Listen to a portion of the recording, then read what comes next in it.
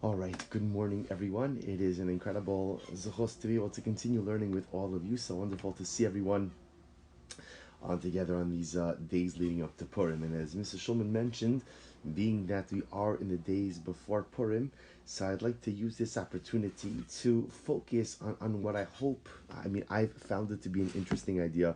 I hope that you'll also find it to be an interesting idea and insight and perspective into the Yom Tov of Purim. We will, Emeretz Hashem, quote a couple of psukim from Sefer Tehillim, so it'll be Yosei the fact that it is a Tehillim shiur as well.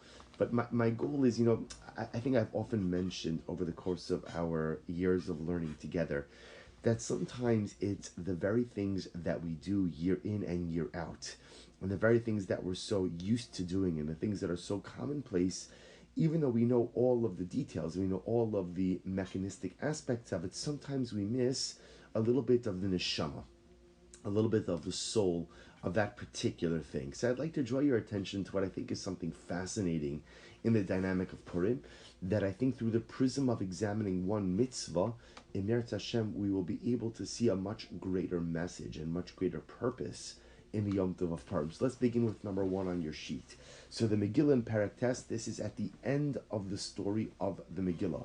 So the Megillah tells us, Vayichtov Mordechai hadvarim ha'ileh, Vayishlach Sfarim Akal Yehudim Asher B'chol Medinos Hamelach Achashverosh Hakrovim V'Harechokim Lekayim Aleihem Lihios Osim Es Yom Arba Asar Lechodesh Adar Ves Yom Chamisha Asar Bo B'chol Shana V'Shana. So remember again, at the end of the Megillah, I don't want to ruin the story for anyone, but we won, Baruch Hashem. It came out all right, thank God, more than all right. Incredible salvation, incredible Yeshua, incredible heroism on the part of Esther Malka, on the part of Mordechai Atzadik. And Mordechai and Esther are the ones who write down the Megillah, and they go ahead and they dispatch to all of the outlying Jewish communities to make the 14th and 15th of Adar as days of celebration for the incredible miracle of Purim. So the Megillah goes on. The Megillah says, Kayamim Asher, still in number one. Now it's Pasuk Chaf Beis, verse 22. Kayamim Asher Nachu Bahem Hayudim Me'ayveim V'Hachodesh Asher Nepach Lahem Miyagom L'Simcha Me'evel Liyom Tov La'asos Osam Yemei Mishta V'Simcha O Mishloach Manos Ishtarei Ehu Umatanos Le'evyonim. So here again, Mordechai and Esther explain how do you celebrate the Yom Tov of Purim. So it's very specific. There are days of Mishta and Simcha. So Mishta and Simcha, we understand. Simcha, joy. Mishta, celebration. Umishloach manos ishtarei ehu matanos le'evyonim. And sending shabach manos, which we'll discuss, and matanos le'evyonim.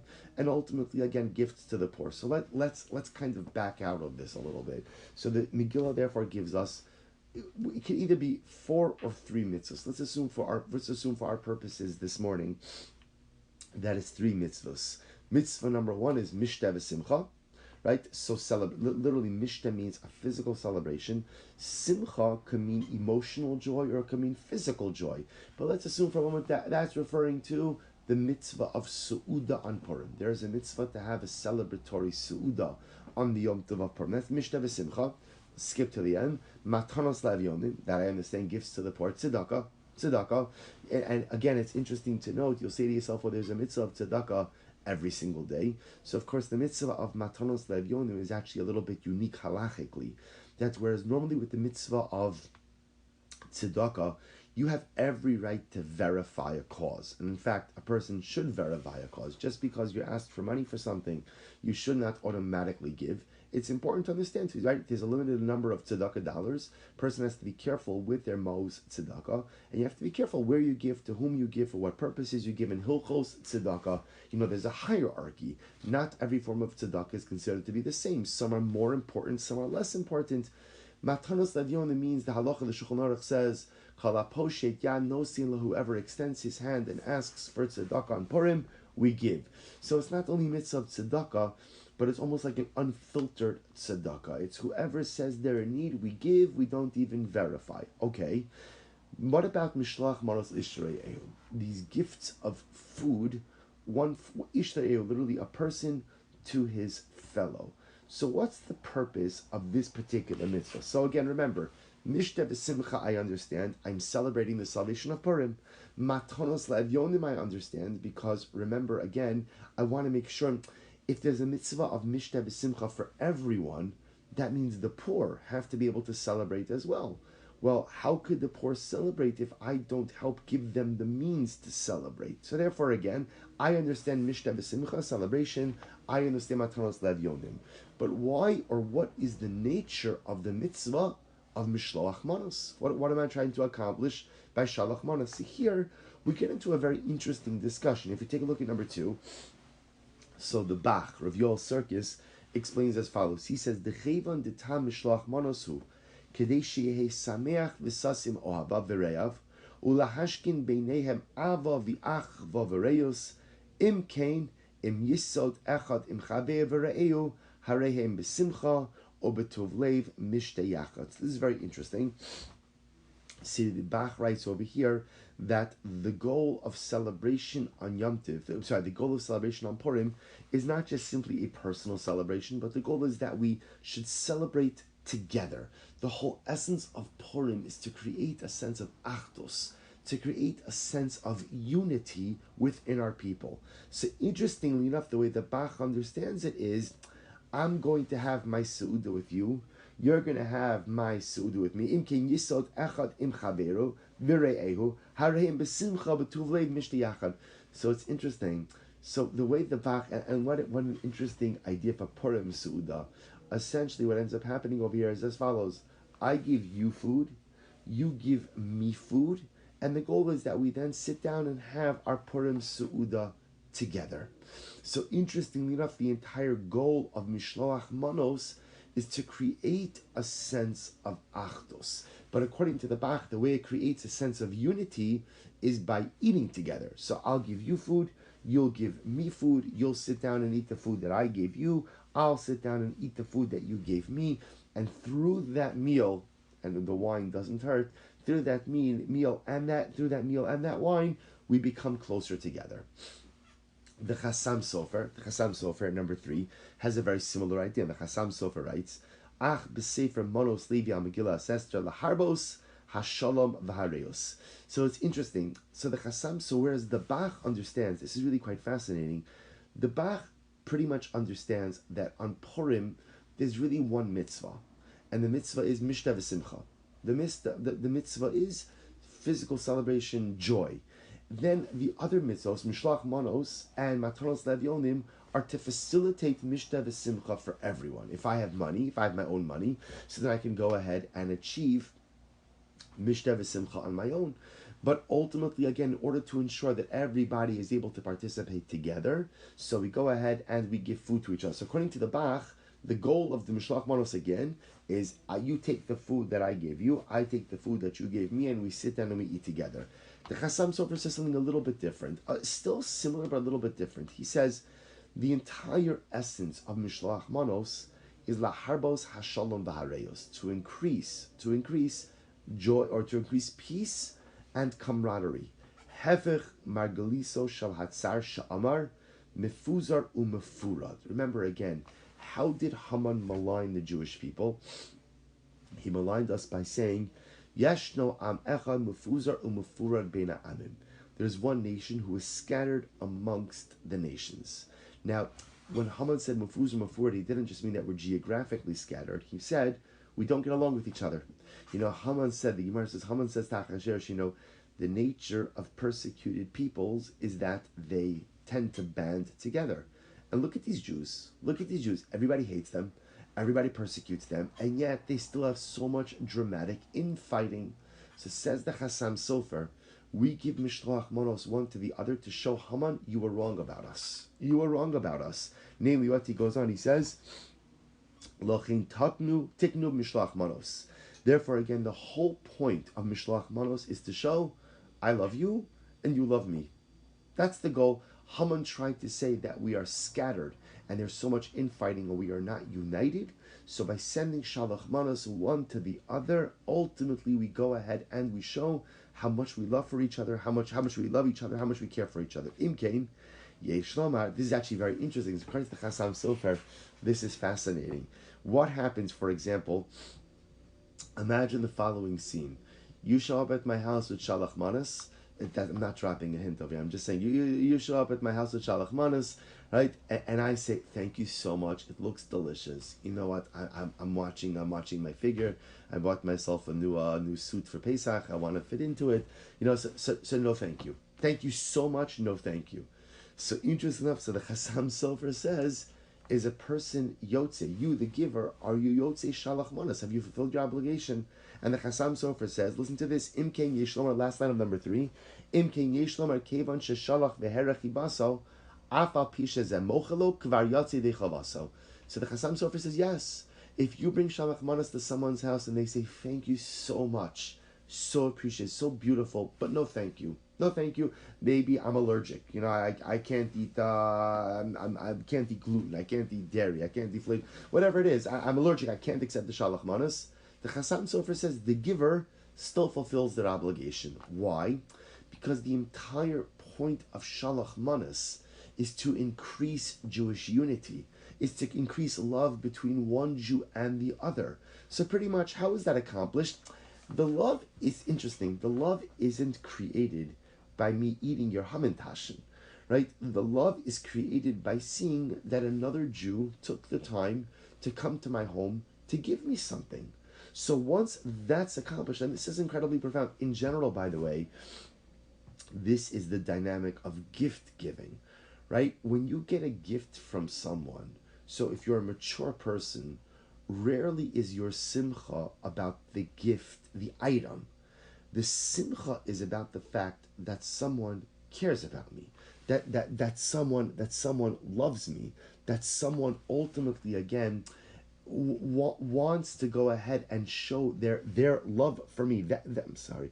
That's really ultimately what this is about, and it's so dramatic. It's so incredibly dramatic. It's not about what you get. The Chassam Sofer says it's not about the grape juice or the wine or the hamantaschen or the cake or whatever somebody's crazy theme is for shalach manas, right? That's not what matters. That's not what matters.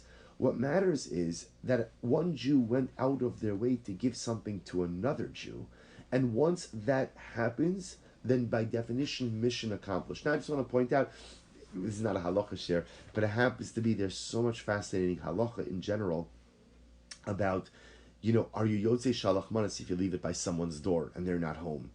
Or are you yotze shalach manas, if you send it by mail, not directly one to the other. So there's a lot of discussion in the poskim. So that's why, again, I would tell you it's very important to make sure you at least directly deliver 2 mishloach manos packages, right? You don't have to give to 100 of them. You never have to give 100 of them, but to make sure you give directly to two people. This is incredibly important. But just again, without the halacha, the point you see from the mefarshim, from the commentary so far, is that the entire point of mishloach manos is to establish a bond of unity. Establish a bond of unity. Now, the truth is, I just want to mention, this is incredibly important, because when choosing who to give your mishloach manos to, this is incredibly important, and especially during a pandemic year where many people may be giving less mishloach manos. Your friends don't need your shalach manos for one simple reason. Your friends know you like them. Your friends know you love them. Mishloach manos is an incredible opportunity to repair relationships or to build relationships. Think about giving mishloach manos to people maybe who you've had a strained relationship with, or people who you don't know, or people who you think may be a little bit isolated or on the periphery. It's so important.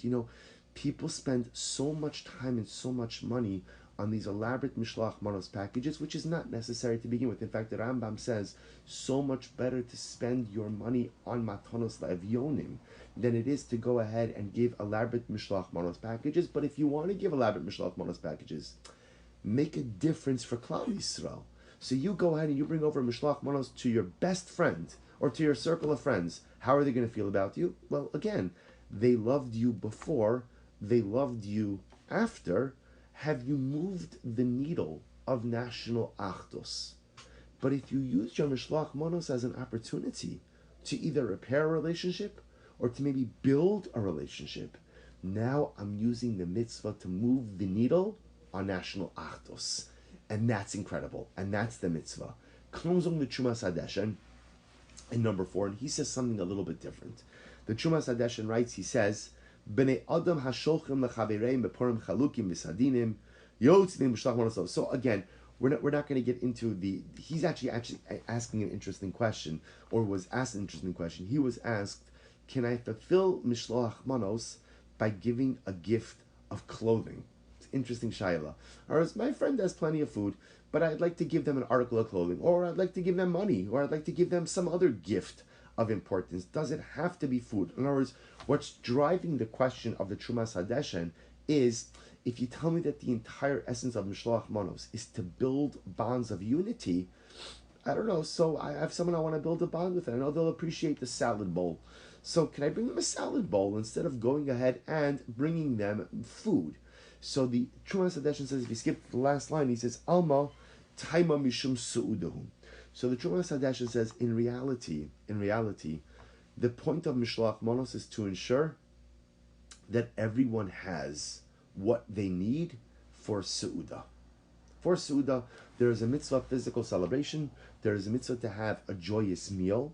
Some people have, some people don't. We don't want to embarrass anyone. Therefore, the best way to ensure that everyone has what they need for the Purim Su'udah is how? Mishloach Manos. So Mishloach Manos is the way that you ensure that I have what I need for the Su'udah.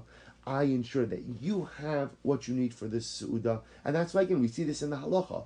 That's why, again, you have to give food that's ready to eat. You have to give food that's Su'udah worthy in your Mishloach Manos. In other words, a person wants to go and make a fancy Mishloach Manos, and they have this item or that item, and this item has to be cooked as. You can add in whatever ancillary items you want. But to fulfill the core mitzvah of Mishloach Manos, it has to be ready to eat chashuv, important food. Because says the Trumas Hadeshen, it's in order to ensure that everyone has what they need for the Suda. So I'm pointing out to you that you see, like, halachically and hashkafically, there's almost two different camps of understanding what the mitzvah of Mishloach Manos is. According to the Bach, the Chassam Sofer, and many others, the entire essence of the mitzvah is build national unity. That's the goal. Build national unity, build achdos. That's what it's about. According to the Trumas Hadeshen, it's something much more defined. It's in order to ensure that everyone has what they need for this Su'udah. Right? So and just want to point out, according to the Trumas Hadeshen, really, one could make the argument that there's one overarching mitzvah on Purim. And that overarching mitzvah is Mishta V'Simcha. To celebrate, to have a beautiful meal. That is the mitzvah of Purim. And then you have support mitzvos, like Matanos Levionim, and now Mishloach Manos, to ensure that, in fact, everybody has the ability to fulfill this mitzvah in the right way. And it struck me very interesting. So now, you have an entire mitzvah called Shalach Manos, Mishloach Manos, that is structured in order to ensure that everyone has what they need for this Su'udah. And it struck me that, Purim is not the only time that we have an obligation to have a Su'udah. Right? Shabbos, we have an obligation of Shalosh Su'udos, 3 meals. Yom Tiv, we have an obligation of the Samachta B'Chagecha, a biblical obligation to have a meal. Yet, interestingly enough, there's no mitzvah by Shabbos of Shalach Manos. Right? There's no mitzvah that Erev Shabbos, we all should exchange gifts of food in order to ensure that everybody has what they need for the Shabbos Suda. Right? And there's no concept like this by Yom Tiv either, that before Yom Tiv, let's exchange gifts of food. This way, everybody has what they need for this. And again, I want to point out, on Yom Tiv, there's a biblical obligation to have a Su'udah. On Shabbos, there's a biblical obligation to have a meal, to have 3 meals. Purim is D'Rabbanan, Purim is rabbinic. And yet, again, the rabbis instituted, or Mordechai and Esther instituted, an additional mitzvah of Mishloach Manos. So important is the meal, that there's 2 levels of legislation. Level 1 is you have to have a meal. Level 2 is we're going to institute that everybody has to give each other gifts of food in order to ensure that everyone has a meal. So what's the pshat? Or to say it a little bit differently, what is it that is so important about the Purim Su'udah that we go ahead and institute an additional mitzvah of Mishloach Manos to ensure that everyone has what they need? So to appreciate this, we have to take a little bit of a step back and talk about the general role of Su'udah, of a meal, in the Purim story, and this you're familiar with. If you take a look at number 5, so the Gemara Maseches Megillah says as follows: Shalu Talmidim Rabbi Shimon Bar Yochai. So the students asked Rashbi or Shimon Bar Yochai the following question: Mipnei ma nischayvu son'ehen shel Yisrael shebe'os hadar kliya. Why is it that the Jews of the generation of the Purim story, why did they deserve to be destroyed? In other words, clearly the Jewish nation did something wrong during the times of Mordechai and Esther, that Hashem allowed Haman to bring about this dramatic and draconian decree. So what happened? So the Gemara says, Amru lahem, Amru atem, Amru lo mipnei shenenu misudaso shel osha osa rasha. So essentially, Rabbi Shimon Bar Yochai says to his students, come on guys, you know the answer to that. And they said, you know what, you're right, Rabbi. The reason why they were destined for, the reason why there was a decree of destruction levied upon them was because they participated in the Su'uda, in the celebratory meal of Achashverosh. Now, this is the meal that the Megillah makes reference to in the beginning, right? More Achashverosh makes this elaborate feast. Remember, again, this was the multi-day feast that ended in the execution of Vashti. And the Gemara seems to say that the culpability of Klal Yisrael lies in the fact that we participated in the Su'uda. Now, at first glance, you don't understand, it doesn't seem to make sense. Because at the end of the day, what was wrong with participating in the Suda of Achashverosh? Everything was kosher, right? It was Yashan, it was Glat, it was Chadash, it was like the Mun, whatever you wanted it to be. It could be, right? Whatever number of Echsherim will bring it in, whatever it is. The wine, everything, Gemara says, everything was kosher. It wasn't a kashrus issue. So what was the problem participating in the Su'uda? So the Gemara number 6 says, because that Su'uda was a celebration of two things. Number one is a celebration of Achashverosh's consolidated monarchical power, but there was also something more sinister. The Gemara says in number 6, Amar Hashta Vadai Sulo Mifriki Apik Mane Debe Mikdasha Ve'ishtamish. That meal was also a celebration by Achashverosh of a feeling that the 70 years of redemption had already passed, or the 70 years of exile had already passed, and the Jewish people had still not been redeemed. It was a celebration of the conquest over the Jewish people and what they perceived to be a conquest over the Jewish God. How did they celebrate at the Suda B'Achashverosh? They in fact brought out the utensils of the Beis Hamikdash and used them as serving pieces during the Suda. In fact, again, many have the custom that when reading the Megillah, the Pasuk says that when they went ahead and they brought out the utensils, V'kelim Mikelim Shonim, they brought out some very unique utensils. So there's a custom to read those words, V'kelim Mikelim Shonim, with the trup of Eicha, the cantillation of Eicha, because those unique utensils that are being described there references the fact that Achashverosh brought out the utensils of the Beis Hamikdash in his celebration, in this feast. It wasn't just the celebration of his monarchy, it wasn't just the celebration of his consolidated power, it was a celebration of conquest over the Jewish nation and the Jewish God. And the Jewish people participated in this feast. So it was kosher. It's incredible. It was kosher. It was glat. 57 ashkachas, rebbes, and organizations, and everybody certifying it. It wasn't a kashrus issue. It was a hashkafas hachayim issue. And in fact, Rav Asher Weiss writes, I'm going to do this outside. Rav Asher Weiss writes, I'm going to quote this to you. He says, what was the problem? He says, Shebazeh sheishtatu b'seudazu v'afnenu himenu kilu kafru b'nevuas Yirmiyahu v'isyashu min hagula chas v'shalom. When the Jews participated in this Su'uda, Rav Asher Weiss posits, they gave up on redemption. So when they participated in this Su'uda, and they saw that Achashverosh is utilizing the utensils of the Beis Hamikdash, and they stayed, and they fasted, and they ate, and they drank, and they enjoyed themselves, it wasn't a kashrus issue. It wasn't a physical consumption issue. It was a spiritual consumption issue. Because by participating in that Suda, which was black kosher, they had effectively given up any dreams of redemption. They had given up any dreams of going back to Eretz Yisrael. They had given up any dreams of rebuilding the Beis Hamikdash. They had simply given in, resigned themselves to the fact we're diaspora Jews, this is where we live, This is what we do. This is the life we have. Fine. Just accept it, maximize it, and let's move on. That's what the Gemara means when it says, that's why the edict of Haman was able to gain traction, because the Jews participated in the Su'udah of Achashverosh. They didn't physically ingest anything illegal. They spiritually ingested tarfus.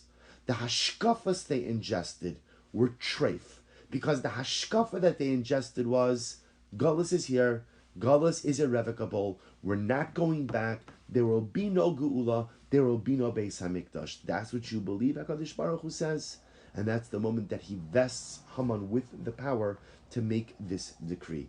But I'll show you something interesting. If you take a look at number 8 on your sheet, the Gemara in Meseches Menachos says something very interesting. The Gemara in Meseches Menachos quotes a pasuk from Yecheskel, which I put, that's number 9 on your sheet. I put it on there as well, so you could see everything there. The Gemara makes an interesting observation that the pasuk in Yecheskel's prophetic vision, begins talking about the altar and then giving the measurements, and in the same verse he interrupts by talking about the shulchan, the table. Now remember again, the shulchan in the Beis HaMikdash was a different kind of table. It was a table. On top of the table were 2 stacks, right? 2 stacks of 6 shelves each, and those shelves held the lechem hapanim, the unique and special showbread that was baked inside of the Beis HaMikdash and was given to the Kohanim as they left their shift. Remember, the Kohanim served in the Beis HaMikdash, each group for 1 week, from a Shabbos to a Shabbos. So when they left, when they finished their week of service, they were given that past week's lechem hapanim as part of their matnos kuna, part of the Kohanic gifts. So the Gemara is intrigued by the fact that the Navi Yecheskel begins a discussion about the Mizbeach and interrupts it with a discussion about the Beis HaMikdash. About the Shulchan, about the table in the Mikdash. So the Gemara says something very interesting. The Gemara says, if you look about 2 lines in, the Gemara says, Pasach b'Mizbeach, or 1 line in, after the period, Pasach b'Mizbeach v'siyim b'Shulchan. Why does Yecheskel begin a discussion about the Mizbeach, the altar, and then he interrupts it by talking about the Shulchan? So this is incredible. Rabbi Yochanan, Rabbi Elazar, Da'amit Harbayus, Rabbi Yochanan and Rabbi Elazar both say, Bizman shebeis hamikdash kayum, Mizbeach mechaper. To teach us about the following idea, that when the Beis Hamikdash stands, the Mizbeach, the altar, provides atonement. Mechaper ha'adam. Va'achshav she'ein Beis Hamikdash kayum. But now that the Beis Hamikdash no longer stands, Shulchano shel adam mechaper. A person's table atones for him. It's a very dramatic Gemara. The point of the altar, the point of the Mizbeach, was that it was a place of atonement, right? You committed an Aveira, you did something wrong, or for that matter, you wanted just to connect to HaKadosh Baruch Hu, you would bring a sacrifice. Sacrifice would be offered up. That was a form of atonement. That was part of how I purged myself from the iniquity of sin. So now, what do I do now that we don't yet have a third Beis Hamikdash? What do I do for that atonement? So Gemara says, no problem. Now that there's no Beis Hamikdash, now that there's no Mizbeach, your table is able to effect atonement on your behalf. So what does this mean? So if we take a look at number 10, so the Tiferes Shlomo, the great Tiferes Shlomo of Radomsk writes, Shakar ben hayimekari b'Yisrael avin shel hashamayim v'ayidei zeh ba'akapara, kein hashulchan al yidei hakdusha sheyesh b'machol humekari b'Yisrael Hashem misham ba'akapara. So the Tiferes Shlomo writes the same way that the carbon, when you brought an animal, when you brought an offering, that offering brought you close to HaKadosh Baruch Hu, right? You took something physical and you elevated it up to a spiritual purpose. So now that I don't have the Mizbeach, when I take food, which could very, very easily be seen as something mundane and utilitarian, and I make a bracha on it, and I see the Ribono Shel Olam in it, it has the ability to connect me to HaKadosh Baruch Hu as well. So the same way that the animal offered up on the altar was taking something physical, but using it as a conduit for connection, so too when I sit at my table and there's food on the table, I take the physical food, I make a bracha on it, I see the Yad Hashem, the hand of God in it, I see the miraculous nature of food and the way it so often self-perpetuates, that's able to bring me closer to HaKadosh Baruch Hu. Okay, Rashi, number 11, says something a little bit different. Rashi says, Shulchan Shadam Mechaper, Deno Sein Prusa Li Archim. by giving hachnas asarchim. Hachnas asarchim. Now the interesting part about the mizbeach, about the altar in the Beis Hamikdash was it was a great unifier. Why was it a great unifier? Remember, there was one altar, right? It's not the pshat that there was, an altar for Ashkenazim, an altar for Sfardim, an altar for Hasidim, an altar for the Litvish, an altar for Haredi, for modern Orthodox, for Zionists, for non-Zionists. Right? There wouldn't be enough room in the world for all the altars we would need if we would every sect and every segment would have. There's one mizbeach. And therefore, again, according to Rashi, ultimately what the mizbeach was it was a glue for Klal Yisrael.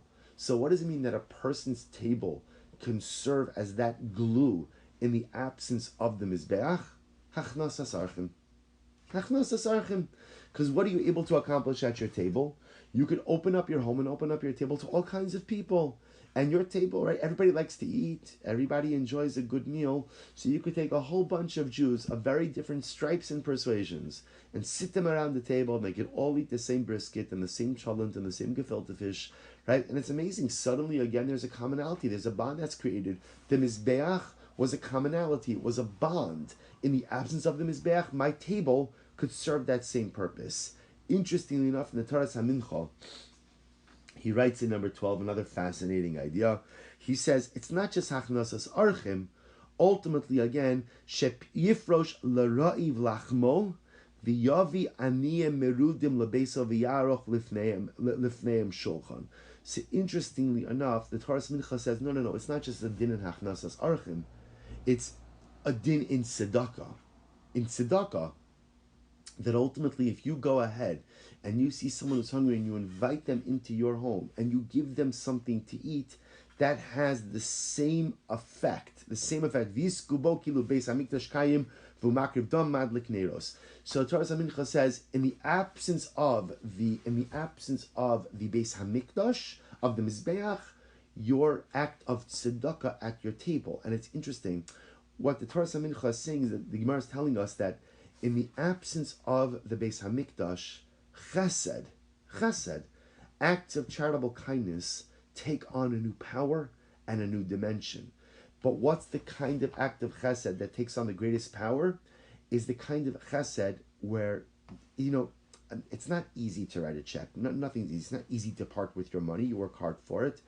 But sometimes it's much easier to give money than it is to go ahead and give of yourself. If I have to open up my home and I have to sit at the same table with people and I have to listen and I have to this and I have to smile and I have to be nice, that's not easy for everybody. It's not so positive for everybody. If you tell me, give me a check, okay, fine. If I have the money, it's so much easier to give a check. To be a Baal Chesed, to open up my home, to interact with all kinds of people, to go out of my interpersonal comfort zone, for many people that's an incredible challenge. So the Torah HaMincha says something amazing. He says, if you open up your home to the poor, and you help those who really don't have. And by the way, poverty is not just people who don't have money. There are plenty of people who have money but are emotionally poor. There are plenty of people who have money but are spiritually poor. And there are plenty of people who are friend poor, socially poor. So when you go ahead and you open up your home to the ani, says the Torah HaMincha, that has the ability to bring about kapara, just like the Mizbeach did. So really you see some really incredible, beautiful ideas. Either it's by taking food, which can be viewed as so mundane, and using it as a point of connection to HaKadosh Baruch Hu, that's like the Mizbeach. Hachnasas archim, be a unifier, which in general is a good thing in life. Be a person who is a unifier. Be a person who brings Jews together. Not a person who goes in and splits Jews apart. The Mizbeach was a unifier. If you use your table to be a unifier, then you are just like the Mizbeach. Torah HaMincha, ultimately chesed. Chesed. Open up your home for real chesed. Take care of people who don't have, who are impoverished. However their poverty manifests itself, use your table to go ahead and address the poverty suffered by others. And if you do that, you turn your table into a Mizbeach. Becomes the Ma'ar Einayim. The Ma'ar Einayim was Rav Menachem Nachum Tursky, who died in 1735 to 1798. He says something absolutely mind-blowing.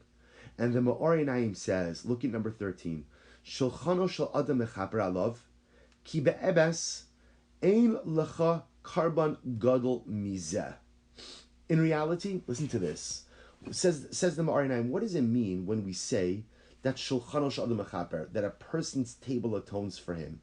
So the Ma'arinayim means that your table, what you do at your table, is a mizbeach. Is a karban, is an offering. Just like on the mizbeach, on the altar, you would offer up a karban. So too, again, there is sacrificial service. There is karbanos that happen at your table. What kind of karbanos happening at my table? He says, Shu yichud gamar ulekach nikra shulchan miloshen shlichus. Get ready for this idea. Why is a shulchan called a shulchan? You know, it's interesting. A big difference in Hebrew and in English, even in English, right? Every word has an etymology. But remember, again, when you get to a certain point, so some of the etymologies don't necessarily have a meaning. They are ascribed meaning. In Lashon HaKodesh, every single word has a deeper meaning, right? This is why it's called Lashon HaKodesh. There's no such thing as a word that just, in modern Hebrew, you could find words that are just contrived words. But in biblical Hebrew, what we call Lashon HaKodesh, every word is something amazing. Why is a shulchan called a shulchan? Well, why is it called a shulchan? So the Rebbe says something amazing. Because a shulchan is derived from the word shlichus. Shlichus. Shlichus means a mission or an agency. You know, people often think that it's only the Chabadnikim who are sent out on shlichus, right? Every Jew has a shlichus. Every Jew has a mission or a purpose in this world. And by the way, it could be more than one mission and more than one purpose. But every single individual has a shlichus. Says the Rebbe something absolutely amazing. The shulchan derives its name from shlichus. The shulchan derives its name because it's at the shulchan that I discover my shlichus. Now, what does that mean? There are many people who think that it's their shlichus in this world to eat. Right? There are many people, it always struck me, there are people who sometimes refer to themselves, interesting, I just heard this term, not even so long ago, as foodies. A person is a foodie. I thought to myself, wouldn't you be embarrassed to describe yourself as a foodie? That's your claim to fame? That you know food? Yeah, again, doesn't that sound like a little bit shallow? I'm not knocking the foodies. Well, I am knocking the foodies because I guess I like food. Baruch Hashem, I like to eat. But the notion of describing yourself that I'm a foodie. This isn't my expertise. So sad. So sad. That's your expertise in life. Food. So your expertise in life is how to nourish your guf. That's fantastic. There's only one problem. After 120, that disintegrates. That's nothing. So if your expertise is in the most temporal part of your existence, what a sad existence. We all have a shlichus. What does it mean at my table I discover my shlichus? So this is incredible. This goes back to a fundamental yisod. Why does a Jew eat? Why does a Jew eat?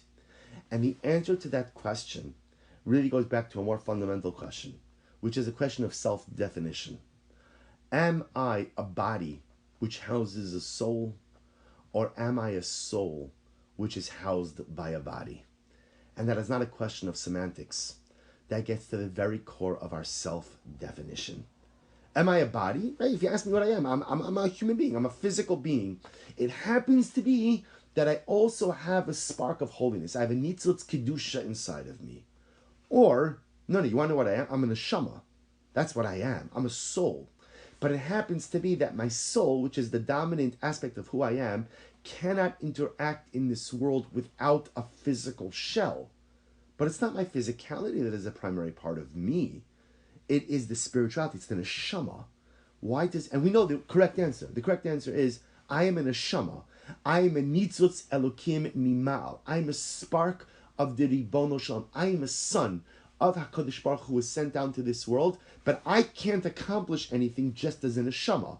I need a body to be able to accomplish something in this physical world. So I am a neshama which was given the gift of a guf in order to be able to interact. So why does the Jew eat? And the Jew eats one simple reason, because I need koach to be able to fulfill my shlichus. It's no different than you could buy the most expensive luxury automobile and has every single feature in the world, right? It knows where you want the seat even before you get into the car, and it even knows where you need to go even before you know where you need to go, and it has a snack that comes out of the glove compartment because it knows when you're hungry, hears your stomach growling, every single feature in the world. If you don't put gas in the car, or electric, or you don't charge the battery of the car, you're not going anywhere. So why does a Jew eat? Because I have a shlichus. And that's a shlichus that I'm going to accomplish with this guf. And this guf needs fuel. And that's why eating is holy. And that's why, again, we joke a lot about the fact that everything we do always centers around a meal, a su'udah. Eating is holy because as Jews we believe that eating is not an end, it's a means. It's a means. When I eat, what the machshava, the kavanah I have to have is, why am I eating? Why am I eating? And this is true from the time I have my cup of coffee in the morning till my dinner at night. Why am I doing these things? You want to say it's a reaction to my physical, to my hunger? But that's selling it so short. It's because I have a shlichus. I have a mission, and I need fuel. I need fuel in order to accomplish the mission. So now we understand. So and says the Arinayim, that's what it means when it says Shulchano Shel Adam Mechaper. When we say that a person's table atones for him, what it really means is like this. When I sit down at my table and I eat a su'udah, and my kavana when I eat is that I have a shlichus, I have a mission, I have something to accomplish, which, by the way, as an aside, this is why Yiddishkeit is against gluttony and excess. Because what happens when you eat too much? You're not going anywhere, right? When I eat too much, the only thing I want to do is, I'm just going to stay right here. Well, if I'm eating to the point of inaction, that means I did it wrong. Right? If I'm eating to the point where all I want to do now is go to sleep, I'm not talking about Shabbos afternoon, right? That's Shabbos. Sleeping on Shabbos afternoon is a mitzvah.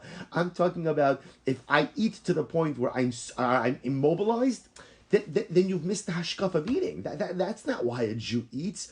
A Jew eats to be sated. A Jew eats to be full. But a Jew eats to be fueled, not to be full, just full. I eat to be fueled for my shlichus. And now we understand the role of Su'udah on Purim. Remember, again, let's loop back. We're trying to understand. I understand the nature of the mitzvah of Mishta and Simcha, but it is fascinating to see that we give each other mishloach manos, right? We give each other gifts of food, in order that you should have a suda and I should have a suda. We're so concerned, like no Jew left behind. God forbid anyone should go hungry. It's like we all become Jewish mothers on Purim. God forbid someone should be hungry. So we make sure, you don't have enough food, let me give you some more. You don't have enough hamantashen, let me give you some more. We're so concerned that someone's not going to have a suda that we give each other food. So why now? But now we understand. What was the mistake of the Jews that led up to the Purim story? The mistake of the Jews was that they had partaken in this. They partook of the Suda of Achashverosh. And the Suda of Achashverosh, what was the message? What was the message to Klal Yisrael at the Suda of Achashverosh? The message was, you have no shlichus. You're done. Your destiny has come to an end. You'll have a nice life here. It's fine. You'll be fine. But your shlichus is done. It was a good run, Klal Yisrael. You started with Moshe Rabbeinu, you made it until Nebuchadnezzar destroyed the Beis Hamikdash, and now you're done. There's no more shlichus. So sit back and enjoy the ride. Drink more wine. Eat more food. Like I said, it's blat, it's yashin, it's chadash, it's whatever you want it to be. Whatever you want from the menu, it's yours with as many hashgachas as you want, and eat as much as you want. Because there's no more shlichus. And when HaKadosh Baruch Hu sees that Klal Yisrael gives up on a destiny, that's when sometimes he has to remind us that we are perpetually a people of destiny. There's always something greater waiting for us.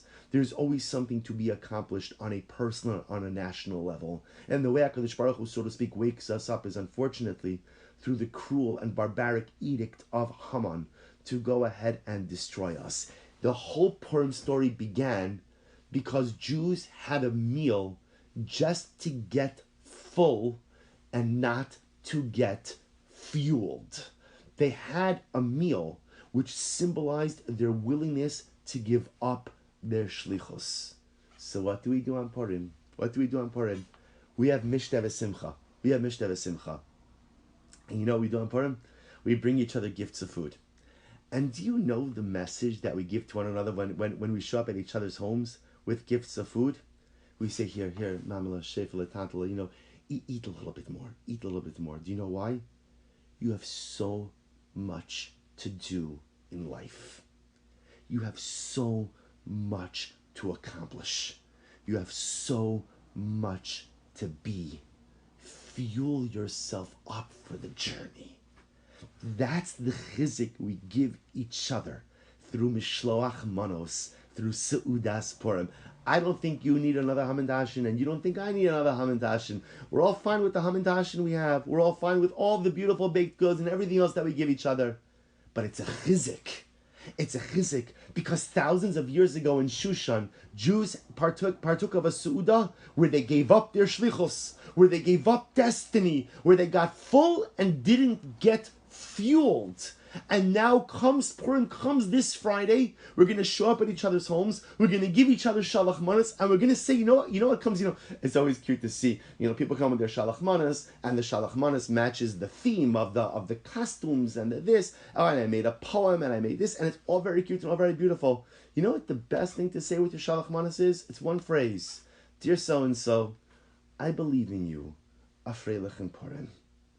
I believe in you, afreilich in Purim, because that is the entire essence of Mishloach Manos. I believe that you have a destiny.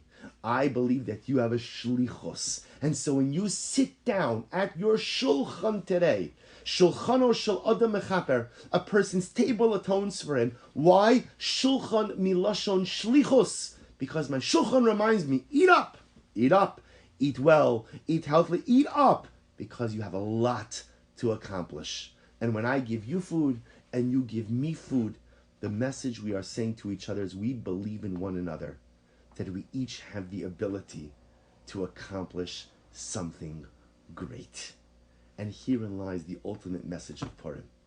That's why, going back to what we said before, if you notice again, although the Megillah really outlines Mishteh V'Simcha, Mishloach Manos, Matanos Levyonim, there's really only one mitzvah. It's really only one mitzvah, and it's Seudah. Because the essence of Purim is sit down at your table and get fueled up. Sit down at your table and remind yourself that you have a shlichus. Sit down at your table and remind yourself that you have something to accomplish. And for each of us, it's going to be something different. For some of us, our accomplishments will be known by others. And for some of us, the world will never know about my accomplishments. But I'll know. HaKadosh Baruch Hu will know. And that's all that matters. Sometimes we erroneously think of dynamic accomplishments are things that are public. But it's not true. We know from our lives some of the greatest things that we've accomplished so far, maybe even no one knows about it. And maybe no one will ever know about it. Because maybe I conquered a demon. Maybe I overcame a challenge. It's no one's business. It's just me and HaKadosh Baruch Hu. Whatever your shlichus is, fuel up and get ready. We should be zochem Yirtzeh Hashem. That first of all, there is nothing greater in life. If you think about this, I have a strong feeling that as you go into Purim and someone shows up at your house with Mishloach Manos, whether they know why they're giving it to you or not, feel good about yourself.